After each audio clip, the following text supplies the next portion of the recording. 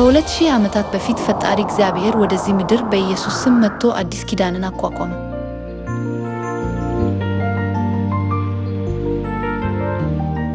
በአዲስ ኪዳን በኩል በኃጢአትና በሞት እየተሰቃዩ ያሉት የእግዚአብሔር ልጆች የኃጢአት ይቅርታና የዘላለም ሕይወት ማግኘት ይችላሉ።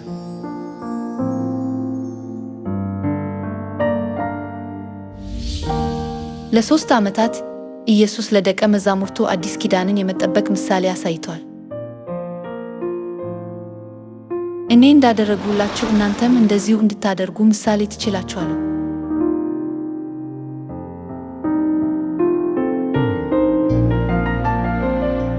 ከትንሣኤ በኋላ ኢየሱስ ደቀ መዛሙርቱን ሰዎች ሁሉ እንዲድኑ አዲሱን ኪዳን እንዲጠብቁ እንዲያስተምሩ ጠየቃቸው።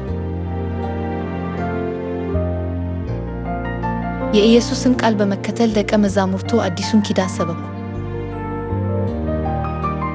በአዲሱ ኪዳን የኃጢአት ይቅርታ ማግኘት የምንችልበት የአምልኮ ሥርዓት አለ። ወንድ በአምልኮ ሂደት ውስጥ ራሱን ከሸፈነ እግዚአብሔርን ያወርዳል።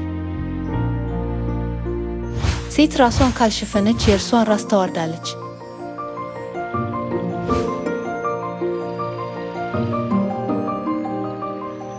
አዲስ ኪዳን በሚትከተል ቤተ ክርስቲያን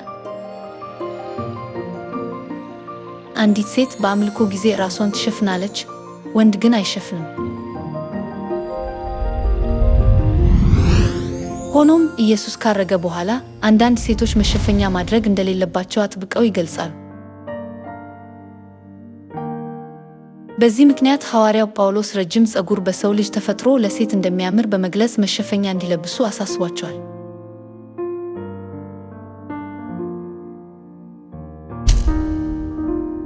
እስቲ እናንተ ፍረዱ። ሴት ራሷን ሳትሸፍን ወደ እግዚአብሔር መጸለይ ይገባታልን? ወንድ ጠሩን ቢያስረዝም ነውር እንደሚሆንበት ተፈጥሮ እንኳ አያስተምራችሁምን?